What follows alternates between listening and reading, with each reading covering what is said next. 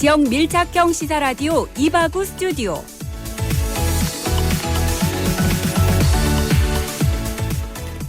(4월 7일) 화요일 이바구 스튜디오. 오늘의 부산 경남 주요 소식 먼저 살펴봅니다.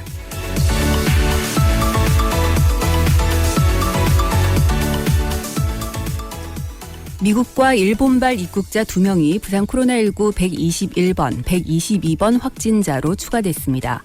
이로써 부산 지역 해외 유입 환자는 모두 19명으로 늘었습니다.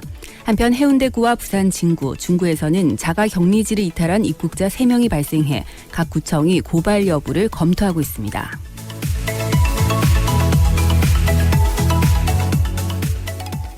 부산 부전동 한 건물 사이에 멧돼지가 끼어 죽자 경찰과 지자체가 사체를 부식시켜 없애기로 했습니다. 지난 2일 한 시민의 신고로 발견된 멧돼지 사체는 몸집이 크고 틈새가 좁아 제거하는 것에 어려움을 겪었는데요. 심한 악취와 2차 감염에 대한 우려가 높아지자 부산 진구와 경찰은 멧돼지를 삭힌 뒤 제거하기로 결정했습니다. 이들을 3, 4일 간격으로 물과 섞은 과립생석회 4포대를 옥생에서 투척해 사체를 완전히 삭힌 다음 제거할 예정인데요. 멧돼지 사체를 완전히 없앨 때까지는 약 열흘 정도가 소요될 것으로 보입니다.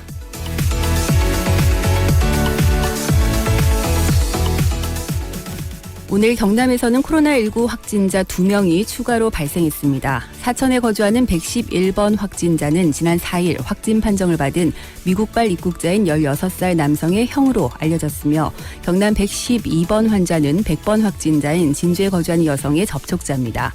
이로써 경남의 누적 확진자는 총 109명으로 늘었습니다.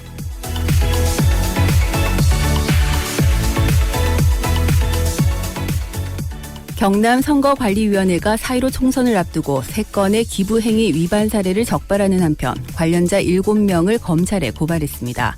이들은 예비 후보자를 위해 식사 비용을 대신 지급하거나 30만 원 상당의 재산상 이익을 제공한 혐의를 받고 있는데요.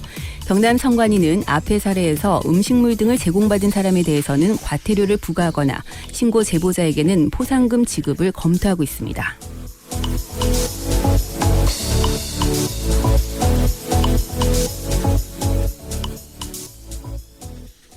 네, 화요일 퇴근길에 함께합니다. 이바구 스튜디오 문을 열었습니다. 여러분들 오늘 하루 어떻게 마무리하고 계실까요? 7시까지 이바구 스튜디오와 함께 해주시기 바랍니다.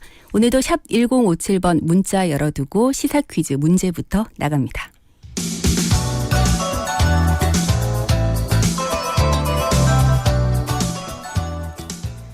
네, 앞서 부산 경남 주요 소식 전해드릴 때도 제가 말씀을 드렸습니다만 최근 코로나19와 관련한 자가격리 이탈 사례가 속출하고 있습니다. 그러다 보니까 정부가 자가격리자에 대해서 이것 도입을 유력하게 검토 중인 것으로 알려졌는데요. 자가격리자의 휴대폰과 이것의 거리가 10m 이상 떨어지면 경보음이 울리게 되고요. 보건당국에 통보되는 시스템이라고 합니다. 이것은 무엇일까요? 1번 전자 팔찌, 2번 GPS 팔찌, 3번 와이파이 팔찌. 네, 정답 아시는 분들 샵 1057번으로 지금 바로 문자 보내주시기 바랍니다. 짧은 문자는 50원, 긴 문자는 100원의 정보 이용료가 있고요. 정답 올려주신 분들 중에 추첨을 통해서 선물 보내드립니다.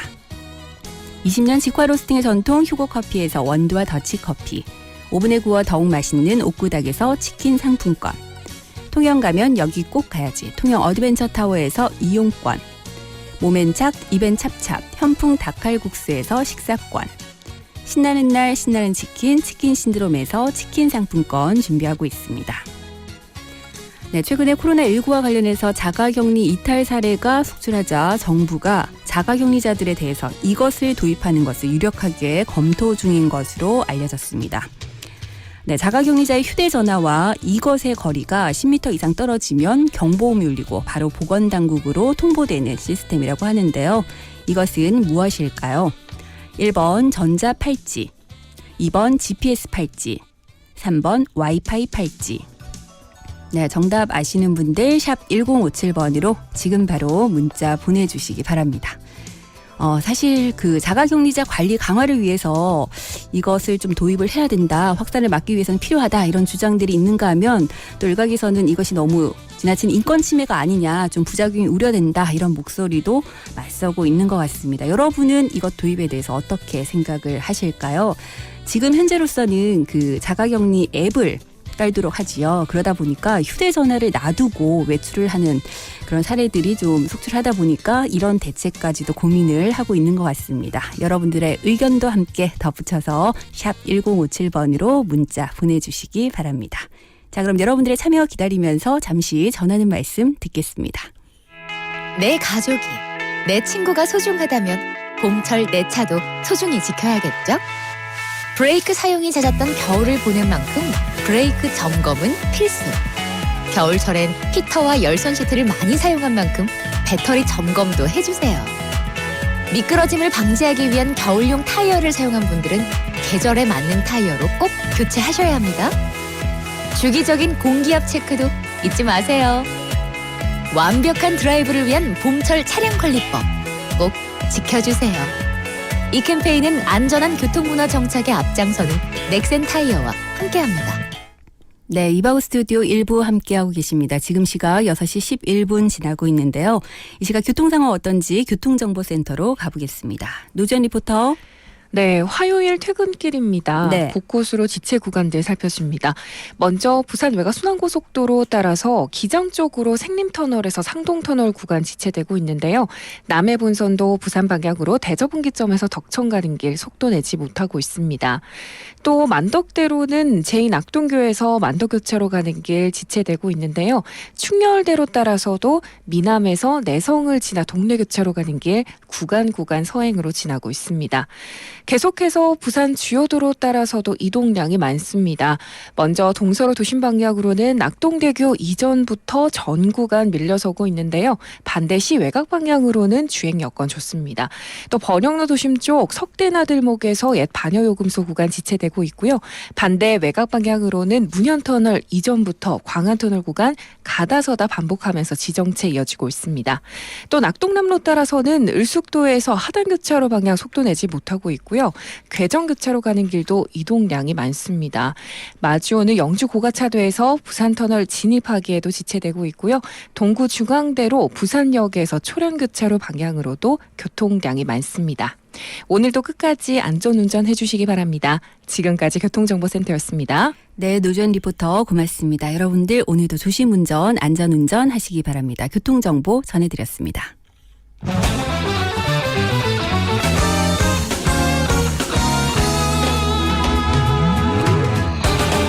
훅 들어간 뉴스.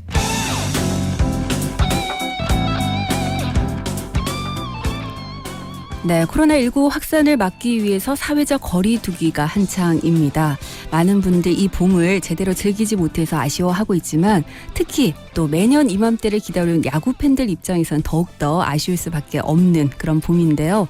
지난달 10일 프로야구 사상 처음으로 개막을 연기한 이후에 기약 없이 개막일이 미뤄지고 있는 상황입니다. 그래서 오늘 훅 들어간 뉴스 이 시간을 통해서 야구 팬들의 마음을 조금이나마 달래드리고자 롯데자이언츠 선수들 소식을 좀 들어볼까 하는데요. 허영범 캐스터 전화로 연결돼 있습니다. 안녕하세요.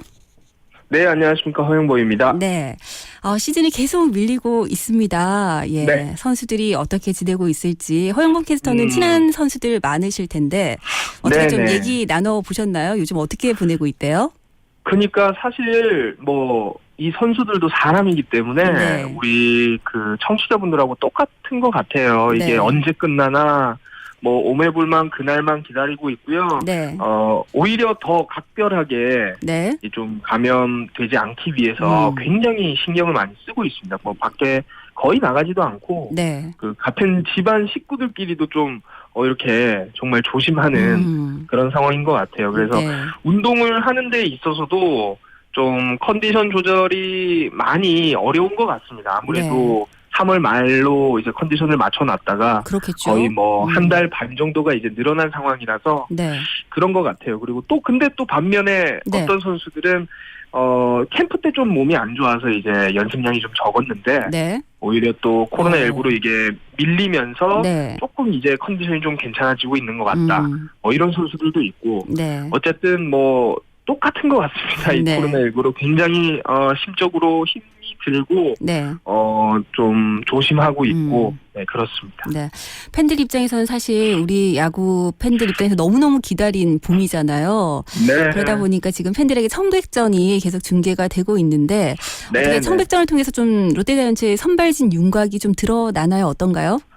네, 뭐 시즌 전 전망하고 거의 비슷하게 갈 것 같아요. 네. 원투퍼치에 이제 샘슨 스트레일리 선수로 가고요. 네. 3선발 너무 지금 컨디션 좋은 박세용 선수 그리고 서준원 선수 사이드 암투수 네. 그리고 마지막으로 지난 시즌 다시 롯데로 돌아온 노경은 선수 이렇게 5명이 큰 어떤 이변 없는 한 개막전 선발 라인업에 이름을 올리지 않을까 싶습니다. 네. 그렇다면 올해 타선은 좀 강해질 것으로 예상이 되나요? 어떤가요?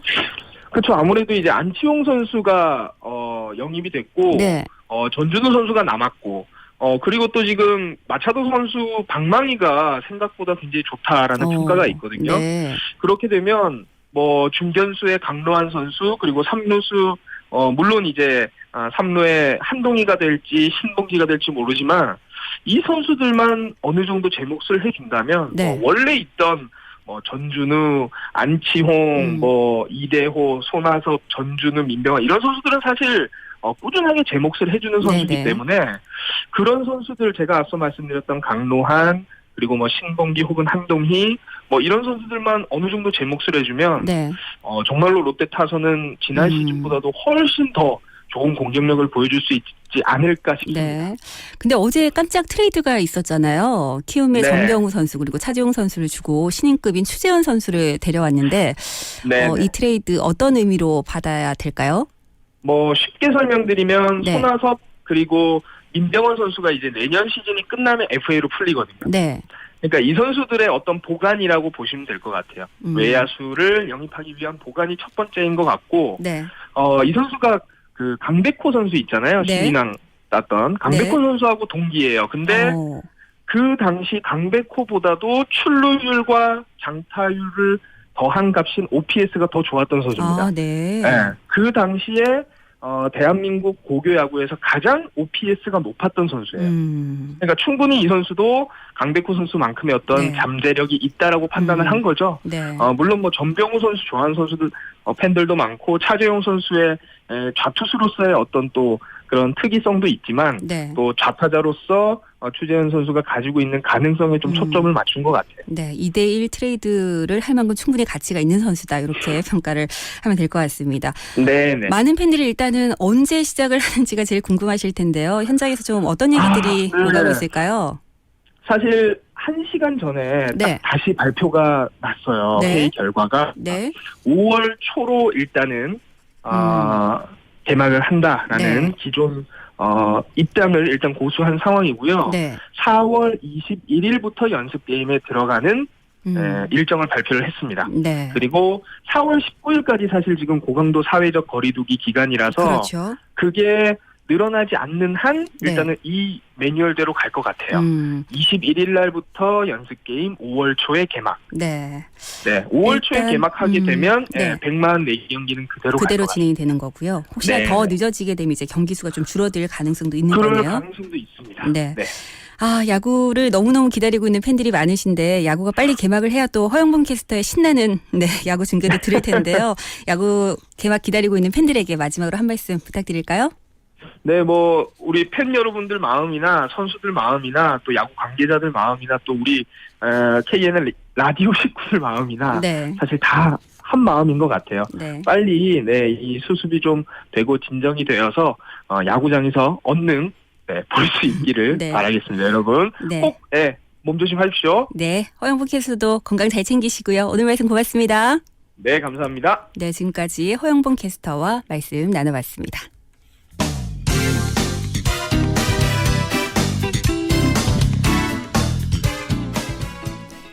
네, 이번에는 오늘 하루 가장 핫했던 이슈를 키워드를 통해서 짚어보겠습니다. 오늘의 키워드 김은미 리포터와 함께합니다. 어서 오세요. 네, 안녕하세요. 반갑습니다. 네, 여러분들 첫 번째 키워드 오늘 시사 퀴즈와 연관성이 있으니까요. 잘 한번 들어주시기 바랍니다. 첫 번째부터 알아볼까요? 네, 첫 번째 키워드는 자가격리자에게 전자팔찌입니다. 네. 정부가 코로나19 자가격리자의 이탈을 막기 위해서 이 위치 확인용 전자팔찌를 유력하게 검토하는 것으로 알려졌습니다. 네. 범죄자가 아닌 일반인에게 전자팔찌를 착용하도록 하는 것은 좀 전례가 없는 일이라서 도입이 될 경우에는 논란이 적지 않을 전망으로 보입니다. 네, 지금 뭐 여러 가지 얘기들이 나오고 있는데 일단 이 전자팔찌 착용과 관련해서 정부 차원에서 좀 진지하게 논의가 되고 있는 거죠. 네, 정부가 유력하게 검토하고 있는 것으로 알려졌습니다. 네. 정세균 국무총리는 오늘 비공개 관계 장관 회의를 열어서 자가격리자에게 전자팔찌를 부착하는 안을 논의를 했지만 이 최종 결론은 내지 못했습니다. 정부는 그동안 격리자의 휴대전화에 앱을 설치해서 이탈 여부를 확인해 왔었는데요. 네. 휴대폰을 집에 두고 나오면 확인할 방법이 없다라는 그렇죠. 한계가 있었습니다. 네. 정부가 검토 중인 전자팔찌는 이 전자팔찌와 휴대폰의 거리가 10m 이상 떨어지면 경보음이 울리고요. 보건 당국에 통보되는 시스템인 것으로 알려졌습니다. 네, 실제로 휴대전화를 집에 놔두고 외출한 사례들이 발생을 하다 보니까 그렇죠. 이런 논의가 이루어지고 있는 것 같은데 네. 일단 이것이 도입이 되면 의무적으로 다 착용을 하도록 하는 건가요? 네, 이 자가격리자 본인의 동의를 받아서 전자팔찌를 착용할 계획입니다. 네. 말은 동의라고 하지만 사실상 강제적인 조치라고 봐야 하는데요. 네. 해외 입국자의 경우에는 만약에 부착에 동의하지 않을 경우에는 아예 입국을 거부하는 것도 검토하고 있기 때문입니다. 네. 정부는 본인 동의만 구한다면 법적인 문제는 없을 것으로 보고 있습니다. 근데 사실 지금 이 얘기가 나오자마자 저희 청취자분들도 지금 계속 문자를 주고 계시는데요. 네. 뭐 인권 침해라든지 이런 여러 가지 논란도 사실 만만치가 않거든요. 맞습니다. 네. 국내에서는 범죄자가 아닌 일반인에게 전자팔찌를 착용하도록 한 것은 전례가 없는 일이라서 그러니까요. 네. 과도한 인권 침해다 이런 비판이 나오고 있습니다. 하지만 해외에서는 홍콩과 대만 등이 전자팔찌를 도입을 했거나 도입을 검토 중이고요. 네. 미국의 일부 주는 법원이 코로나 자가격리 조치를 위반한 주민을 대상으로 전자발찌 착용을 명령한 것으로 알려졌습니다. 네, 여러분들은 이 전자팔찌 도입에 대해서 어떤 의견 갖고 계시는지 계속해서 샵 1057번으로 문자 보내주시기 바랍니다. 자, 첫 번째 키워드였고요. 두 번째 키워드로 넘어갑니다. 네, 두 번째 키워드는 전국민 긴급 재난금입니다. 네. 정부가 긴급 재난지원금의 대상을 소득 하위 70%로 결정을 하자 야당인 통합당이 1인당 50만 원씩은 줘야 한다라고 했죠. 네. 민주당도 지원금 대상을 전 국민으로 확대하자라고 했습니다. 지원금 대상과 지급 시기가 총선의 쟁점으로 떠오르고 있는데요. 네. 전 국민에게 재난지원금을 주게 되면 이 민주당의 주장은 13조 원이 들고 또 통합당의 주장대로라면 25조 원이 필요합니다. 네. 문제는 이 돈이 어디서 나냐라는 건데요. 나라 재정이 버티겠냐 이런 우려가 나올 수밖에 없습니다. 네. 추가 예산은 얼마나 필요한지 또 실효성은 있는지 한번 짚어보도록 하겠습니다. 사실 다 줄 수 있다면 제일 좋죠. 그쵸. 그런데 문제는 역시 돈이 아니겠습니까? 네. 국민 모두에게 지원금을 준다고 가정을 했을 때 예산이 어느 정도나 필요할까요? 네, 여당인 더불어민주당의 안은 4인 가구 100만 원 지원 등의 이 기존 정부 발표안은 유지를 하고 네. 대상만 이 소득 하위 70% 이하 1,400만 가구에서 이 국민 전체 2천만 가구로 늘리겠다라는 건데요. 네. 여당은 총 예산이 약 13조 원이 들 것으로 내다보고 있습니다. 반면에 미래통합당과 민생당 측은 국민 모두에게 1인당 50만 원, 또 정의당은 1인당 100만 원을 지급할 것을 제안했는데요. 우리 국민을 약 5,100만 명으로 추산을 해보면 통합당과 민생당의 안은 25조 원, 또 정의당 안은 50조 원의 재원이 소요가 될 것으로 보입니다. 네, 이렇게 되면 어쨌든 재정 건전성에 대한 우려가 상당히 높아질 수밖에 없는데 과연 이게 얼마나 실효성이 있는 것인가 이 부분도 좀 따져봐야 되지 않을까요? 네, 여당 안을 실행을 하려면 당정 간에 합의가 됐던 기존 예산이 9조 1,000억 원이었기 때문에 4조 원 예산을 추가로 편성을 해야 합니다. 네. 통합당 등의 야당의 안을 실현을 하려면 512조 원에 이르는 올해 이 본 예산을 아예 다 재구성을 해야 하는데요. 그런데 이 중에 절반인 260조가 복지 예산 등의 의무 지출이고 나머지 절반 중에 일부인 이 사회 간접 자본 예산 등을 조정을 할 수는 있겠지만 네. 수십조 원까지 마련하기는 어렵습니다. 그 때문에 앞서 정부는 국민 70%에게 지원금을 주기 위한 이 추가 재원 7조 1,000억 원조차도 뼈를 깎는 예산 구조 조정으로 마련하겠다 이렇게 밝힌 바가 있는데요. 네. 결국에 재난지원금을 늘리려면 적자 국채 발행이 불가피한 데다가 재정 건정성에 대한 우려가 커질 수밖에 없는 상황입니다. 네.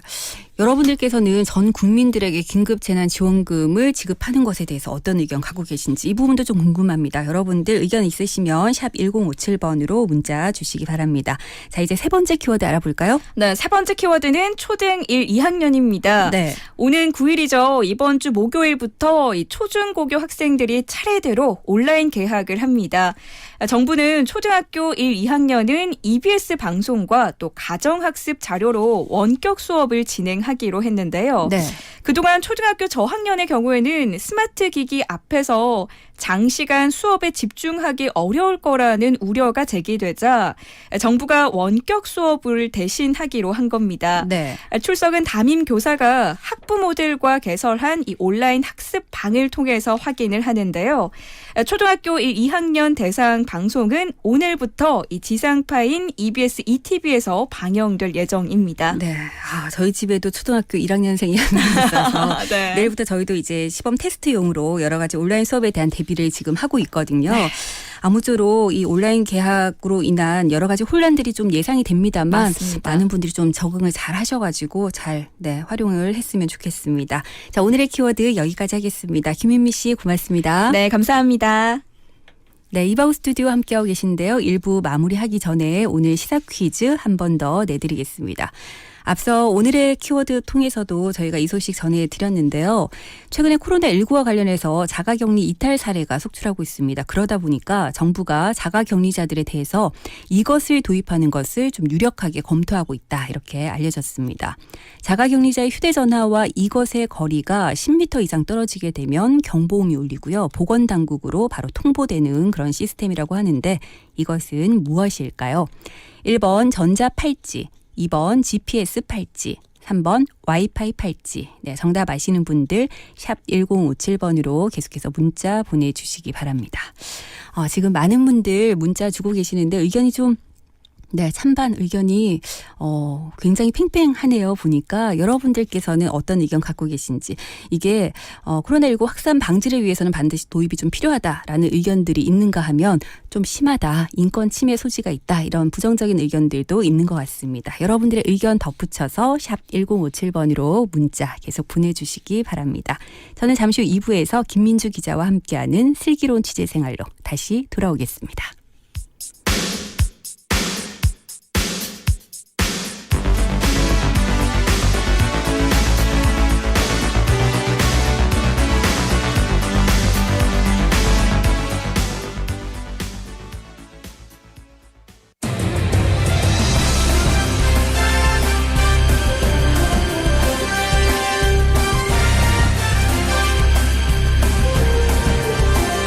오늘을 보는 눈으로 내일을 살아가는 힘이 되어드리겠습니다. 여러분은 지금 김민정 앵커가 진행하는 이바구 스튜디오와 함께하고 계십니다.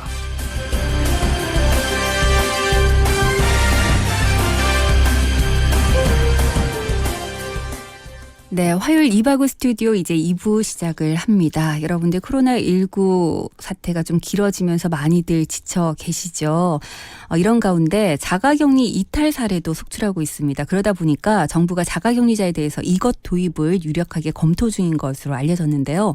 자가격리자의 휴대전화와 이것의 거리가 10m 이상 떨어지면 경보음이 울리고 이것을 보건당국에 통보하게 되는 그런 시스템이라고 합니다. 이것은 무엇일까요? 오늘 시사 퀴즈 문제입니다. 보기 다시 드릴게요. 1번 전자팔찌, 2번 GPS 팔찌, 3번 와이파이 팔찌. 정답 아시는 분들 샵 1057번으로 여러분들 의견 덧붙여서 문자 보내주시기 바랍니다. 네, 청취자 여러분들 많은 의견 올려주고 계신데요. 5868번님, 확진자에게는 모두를 위해서 좋은 방법이긴 하지만 문제는 인권 문제가 아닐까 싶습니다. 그리고 긴급 재정도 다 받으면 좋은데 문제는 그 많은 돈이 어디서 마련하는가. 그게 힘들겠죠. 라고 하셨는데 앞서 저희가 오늘의 키워드에서 긴급재난지원금 전 국민들에게 지급하는 것에 대한 얘기들 나눠봤을 때 의견 함께 올려주신 것 같아요. 자, 7069번님도 정답 주셨고 0367번님 정답도 잘 받았습니다. 저는 찬성합니다. 안건 나오기 전부터 그런 생각을 했었습니다. 아이와 2달째 집에서 조심하고 있는데 모든 사람이 같은 마음이 아닌지라 의무적인 것도 필요할 듯합니다. 본인을 위해서도 또 타인을 위해서도 말이죠. 라고 의견 주셨습니다. 3030번님은 자가격리자들이 자꾸 이탈하는 것이 속출하다 보니까 탈도 많지만 의무적으로 하는 게 맞는 것 같습니다. 자가격리 되는 분들이 일단 외출 조심해 주시는 것이 기본이겠죠. 라고 의견 주셨습니다. 네, 정답 잘 받았고요. 6707번님. 오랜 시간 방콕으로 스트레스 받겠지만 혼자가 아닌 더불어 사는 세상, 통제가 아닌 스스로 지켜줬으면 좋으련만. 코로나로 온 국민이 스트레스를 받고 있는데 풀 수 있는 방법이 없을까요? 아마 코로나가 끝나야 해결이 되겠죠. 빨리 끝나길 간절히 바라봅니다. 라고 하셨습니다. 사실 자가격리자들 입장을 전혀 이해할 수 없는 것도 아니죠. 저희들 우리도 지금 보면은 사회적 거리두기를 계속해서 하다 보니까 조금씩 지쳐가는 마음 충분히 이해가 되지만 어쨌든 더 이상 확산되는 것을 막기 위해서는 자가격리자들 좀 잘 협조를 해줘야 되는데 최근에 휴대전화 지금 앱으로 계속 통제가 되고 있는 상황이다 보니까 휴대전화를 집에 놔두고 자가격리지를 이탈하는 그런 사례들이 생기다 보니까 이런 것들을 좀 도입해 보면 어떨까라는 논의가 펼쳐지고 있는 것 같습니다. 9422번님, 현재 이것을 채울 수 있는 경우는 강력범, 성폭력범 등 3가지라고 알고 있는데 아무리 감염 우려가 있다고 하더라도 법적인 근거도 없는데 시행한다는 것은 민주국가에서는 해서는 안 된다고 생각합니다. 국민적인 지지를 받을 수 있는 방안을 강구해야겠고 먼저 국민 각자가 어려움을 함께 한다는 인식을 갖고 자발적으로 대처해야 합니다라는 의견 주셨습니다. 네, 사실 인권 침해 이 부분에 대해서 좀 우려의 목소리가 높은 것도 사실인 것 같습니다. 2855번님 정답 주시면서요. 지금은 중대 결정을 좀 냉정하게 판단하고 결정을 해야 될 것 같습니다. 라고 하셨고 1425번님은 저는 찬성 한 표. 좀 국민들이 협조를 해야 된다고 생각합니다. 라고 하셨습니다. 7673번님 모두를 위한다면 지킬 건 지켜주는 우리가 되길 바라봅니다. 라고 하셨고요. 사실 자가격리자들이 좀 잘 협조만 해준다면 이런 것들 굳이 도입할 필요가 있겠나라는 생각도 저도 듭니다. 네, 6767번님 이게 정답일 것 같아서 보냅니다 하셨는데 정답 맞고요. 네, 3305번님 좀 갑갑한 면도 있지만 조금만 참으시고 이겨냅시다. 라고 하셨습니다. 0048번님 자가격리자들 남한테 피해 주시면 안 돼요. 다 같이 노력합시다. 라고 의견 주셨고요. 0500번님 코로나 확진자가 범죄자도 아닌데 이것까지는 좀 너무한 것 같아요. 알아서 그냥 자가격리 꼭 지켜줬으면 좋겠습니다. 라고 하셨습니다. 9799번님은요. 꼭 도입해서 강화해야 됩니다. 인권은 안 걸린 사람도 있습니다. 피해는 주지 말아야 된다고 봅니다. 라는 의견 주셨습니다. 5753번님 정답도 잘 받았고요. 0782번님, 3536번님, 1441번님, 0159번님. 네, 정답 잘 받았습니다. 여러분들 계속해서 샵 1057번으로 여러분들 의견과 함께 시사 퀴즈 정답 올려주시기 바랍니다. 자, 저는 그럼 광고 듣고 와서 슬기로운 취재생활 이어가겠습니다. 이바구 스튜디오 2부는 영진사이버대학 하이퍼스에서 함께합니다. 당당한 전문 직업인이 되기 위한 2년 영진사이버대학 사람 중심의 따뜻한 인재로 거듭나는 2년 영진사이버대학 학위 자격증 탄탄한 미래까지 완성되는 2년 영진사이버대학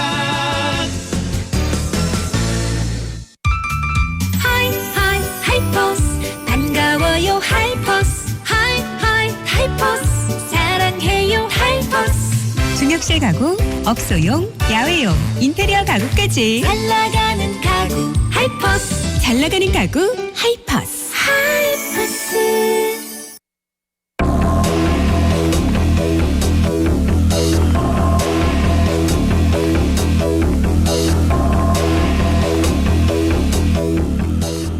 우리 우리 지역의 사회, 문화, 경제, 정치, 사건, 사고까지 속속들이 살펴보는 시간입니다. 슬기로운 취재생활, 이 시각 국제신문 김민주 기자와 함께하는데요. 오늘은 전화로 연결해 보겠습니다.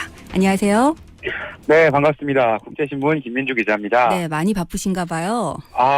그게 아니라 제가 네. 오늘 좀 개인적인 사정이 있어서 네. 연차를 내고 다른 지역에 와 있는 상황에서까지도 전화 연결을 드렸습니다. 네. 스튜디오에서 늘 뵙다가 오늘은 이렇게 전화로 네. 연결이 됐는데요. 오늘 어떤 주제를 가지고 얘기를 한번 나눠볼까요? 예, 오늘 주제는 조금 전에 김윤미 리포터께서도 언급하셨는데 네.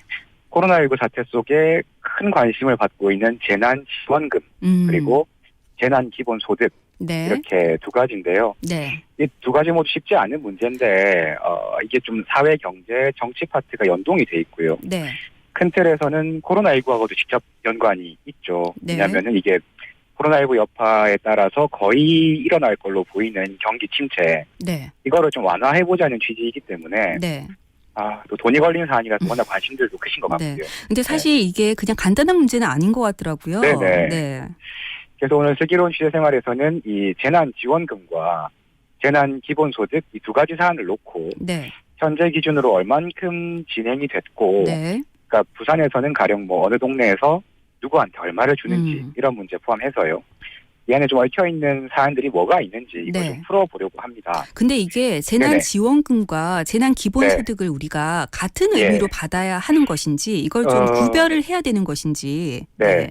일단 구분을 하자면 네. 이 재난지원금의 정책 주체는 정부, 중앙정부고요. 네. 그리고 재난기본소득은 지금 부산에서 군청이나 구청 이런 기초자치단체 차원에서 추진이 되고 있거든요. 네네.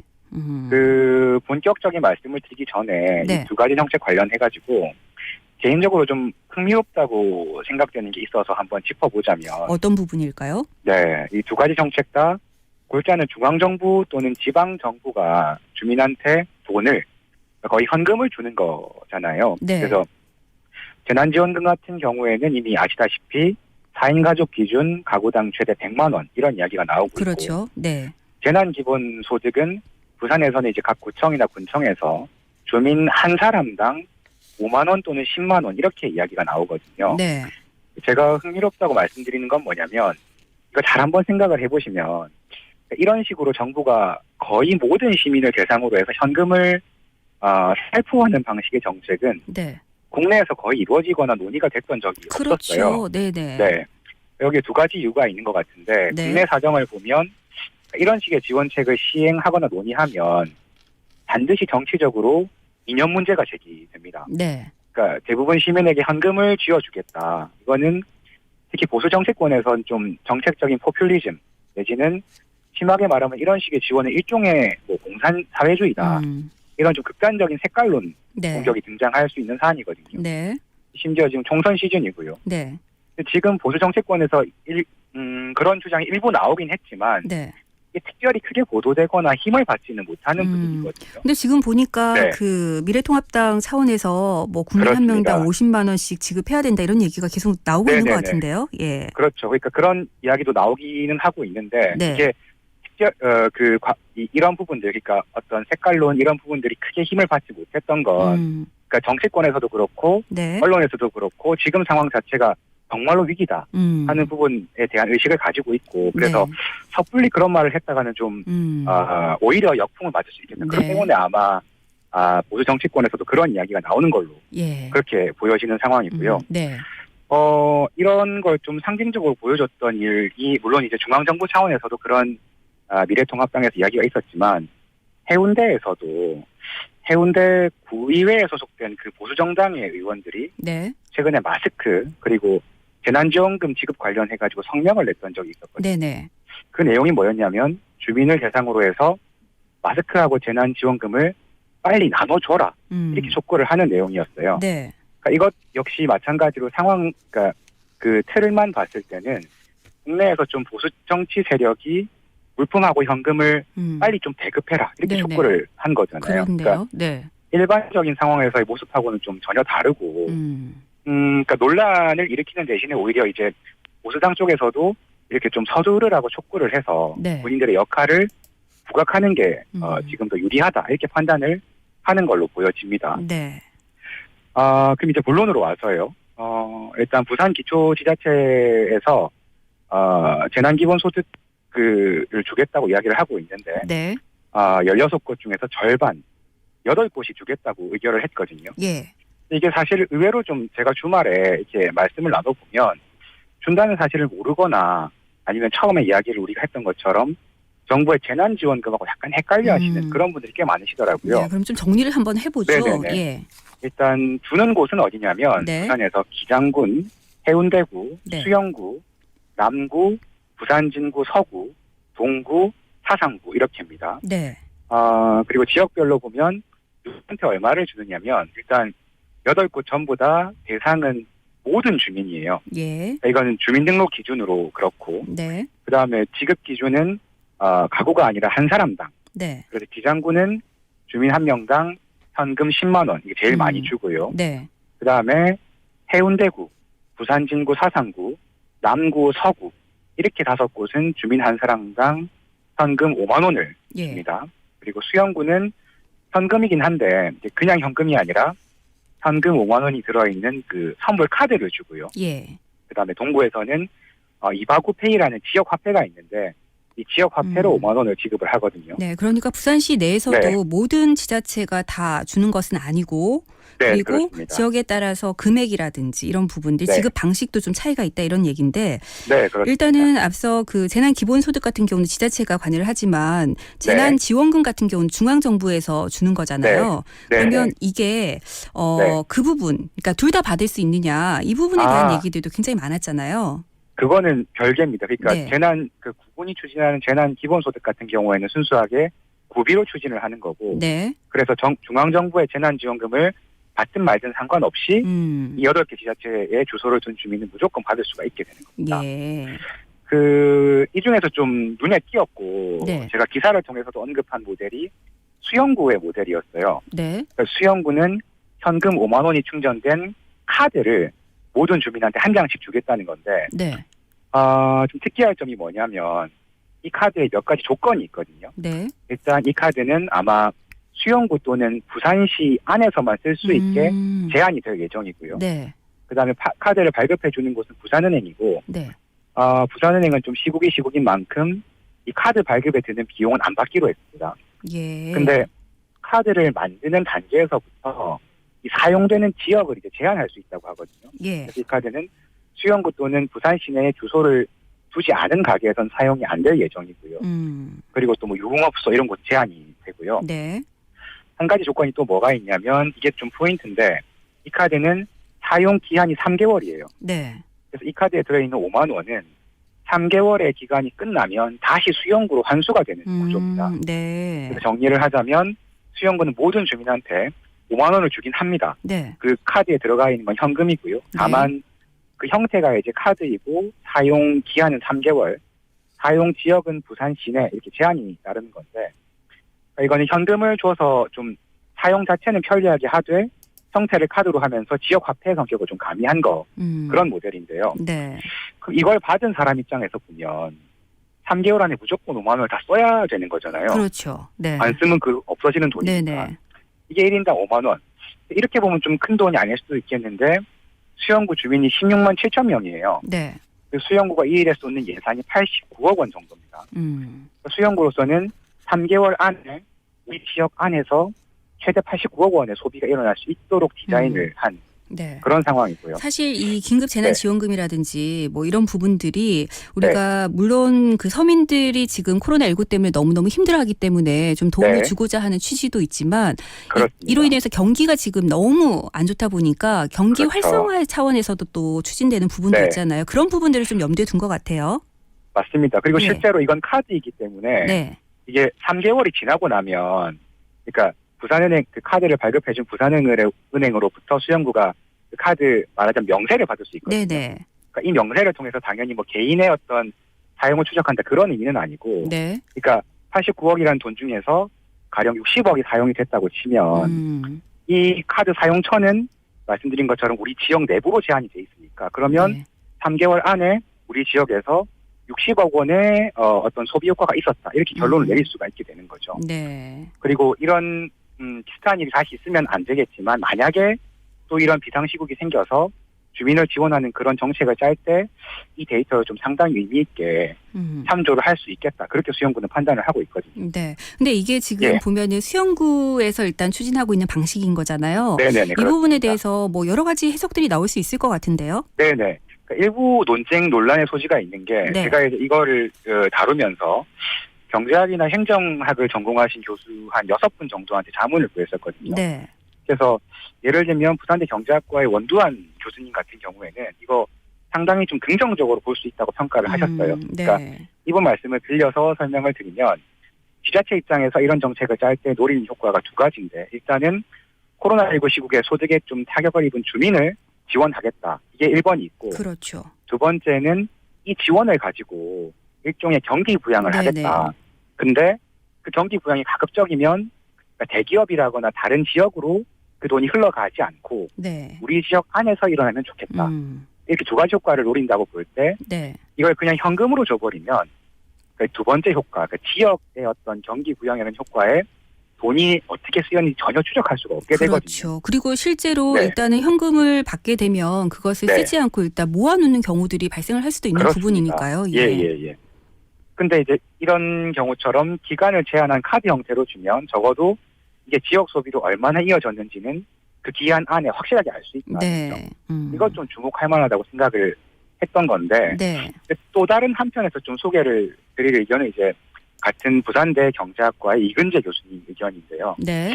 이분이 이제 저를 굉장히 열심히 가르쳐 주려고 하셨던 분인데 이분의 설명이 어떤 거였냐면 선불카드 유효기간이 끝나서 사용 내역이 나왔어요. 네. 아까랑 마찬가지로 60억 원 정도가 쓰였다고 가정을 해보면 네.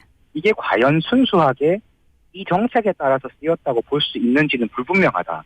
이런 말씀이었거든요. 네. 그러니까 조금 더 자세히 설명을 드리면 구청에서 준 5만 원을 3개월 안에 다 쓸 정도의 사람들이면 굳이 이 돈을 주지 않더라도 이 정도는 소비를 한다는 거예요. 그러니까 석 달에 한 5만 원 정도는 네.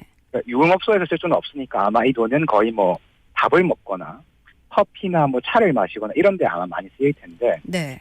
이 돈을 쓰는 사람 중에 대부분은 뭐 직장인이라거나 또는 가정주부로서 이 정도 소비는 한다. 다만 이 소비 패턴 속에 구청에 준 5만 원이 중간에 그냥 살짝 끼어드는 거라는 거죠. 네. 그러면 이 카드로 60억을 썼다고 했을 때 이거는 카드를 줬기 때문에 일부러 굳이 돈을 더 쓰는 효과가 일어나는 건 아니다. 이런 네. 설명이었거든요. 원래 쓸 돈을 이 카드를 이용해서 쓰는 그렇죠. 것이다. 예. 네, 그러니까 추가가 된 건지 아닌지는 네네. 그 효과는 거의 없거나 굉장히 미미하다. 이런 결론이었던 건데. 근데 결국은 그러면 지역 네네. 경기 부양에 이게 부합하는 정책인지 아닌지를 좀 따져봐야 된다는 그렇죠. 말씀이신 예, 거죠. 예. 그리고 이분이 첨언하셨던 것 중에 한 가지 좀 특이할 만한 게 이게 네.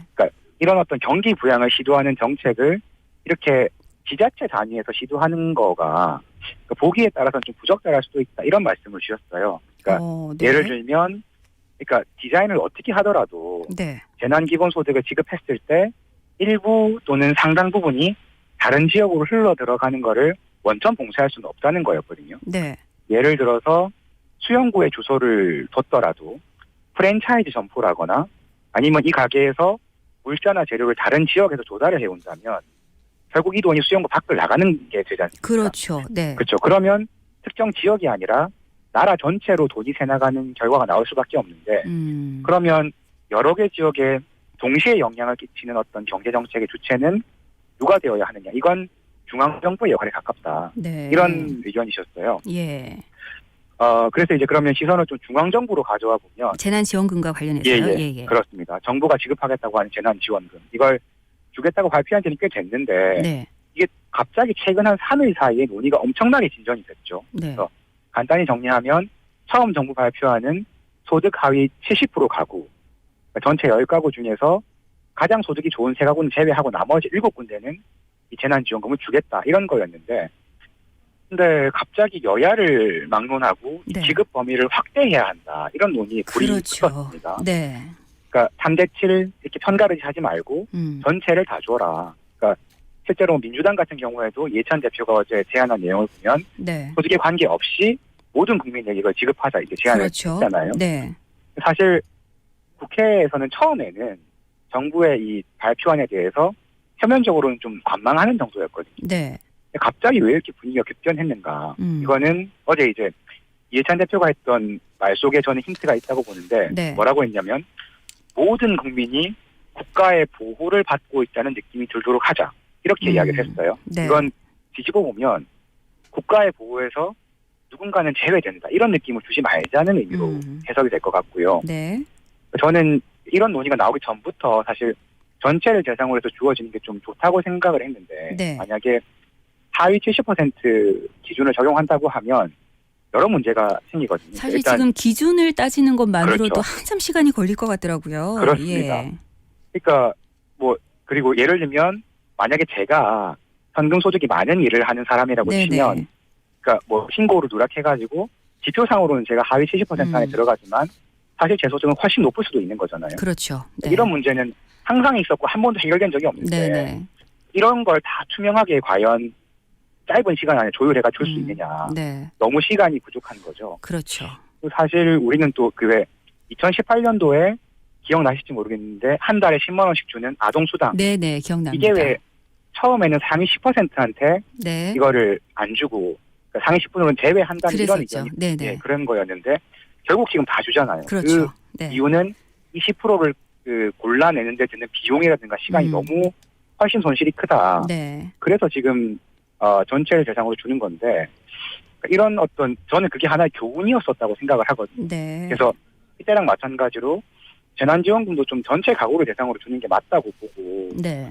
취재를 좀 해봤을 때 이거는 전체 지급 쪽이 효과도 더 클 것으로 보이고 그다음에 고소득층에 대한 어떤 그 주어지는 부분은 어느 정도는 또 회수할 보완책도 있습니다. 네. 그러니까 일단 이게 소득 같은 경우에는 뭐 이렇게 상상소득, 임시소득 분류를 하던데 이런 식으로 주어지는 돈이 임시소득으로 분류가 되고 경제적인 여유가 조금 있다고 하더라도 임시소득은 저축하기보다는 사용하는 경향이 더 크다고 하시더라고요. 좀 네. 공돈 같은 거니까요. 예. 그럼 일단 전체 가구를 대상으로 이걸 주면 가구당 100만 원 정도의 여유가 생기는 거고 이거 말씀드린 대로 저축하는 것보다는 사용하는 거를 좀 네. 기대할 수가 있고요. 이렇게 해서 일단 소비를 좀 진작한 효과를 내고 그 다음에 이렇게 국가가 제공한 돈도 조세 대상에 포함시키면 소득이 높은 층에서는 세율이 좀 높기 때문에 일정하게 관리 효과가 날 수 있다고 하거든요. 네. 결국 전체 가구를 대상으로 해서 재난지원금을 줘야 좀 갈등 소지도 줄이고 그다음에 시간도 좀 절약할 수가 있고 반면에 소비 진작 효과는 키우면서 고소득층 지원에서 좀 일어날 수 있는 논란도 네. 세금 관리를 통해서 커버를 할 수가 있다는 거죠. 네. 일단 지금 뭐 정치권에서는 전 국민들에게 지급을 하자 이런 논의가 계속 나오고 있으니까 네네. 청와대가 그렇습니다. 또 어떤 답변을 할지는 한번 지켜봐야 될 것 같습니다. 네. 예, 오늘 예. 긴급재난지원금과 관련된 여러 가지 얘기들 나눠봤는데요. 네. 다음에는 스튜디오에서 뵙도록 하겠습니다. 네, 그렇게 하겠습니다. 네. 고맙습니다. 네, 감사합니다. 네. 지금까지 국제신문 김민주 기자와 함께 얘기 나눴습니다. 자, 이제 이바우 스튜디오 마무리할 시간인데요. 오늘 시사 퀴즈 정답 바로 1번 전자팔찌였습니다. 많은 분들 정답 주셨는데요. 7290번님께서 지금 저희가 슬기로운 취재생 할 때 계속해서 문자 올려주시면서 의견 주셨는데 시사 퀴즈 정답과 관련해서는 사람의 생명과 직결되는 부분인데 무슨 인권이 필요한지 모르겠다고 이런 의견도 주셨습니다. 네, 정답 주신 분들 중에서 0500 그리고 3536번님께 선물 드리면서 오늘 이바구 스튜디오는 마무리하겠습니다. 저는 내일도 6시 5분에 다시 오도록 하겠습니다. 지금까지 연출의 강영훈, 구성의 장유진, 진행에는 김민정이었습니다. 함께해 주신 여러분 고맙습니다.